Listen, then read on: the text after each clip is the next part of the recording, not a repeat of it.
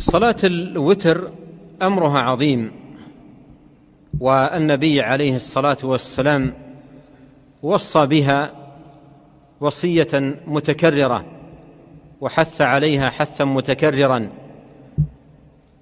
ورغب فيها صلوات الله وسلامه عليه، وما تركها صلى الله عليه وسلم في سفر ولا حضر.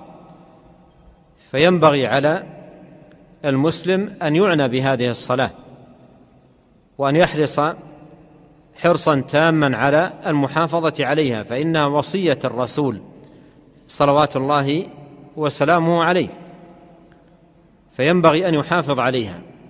لكن التأثيم لا يؤثم بالترك، وإنما التأثيم يكون في ترك ما افترضه الله سبحانه وتعالى وأوجبه على عباده.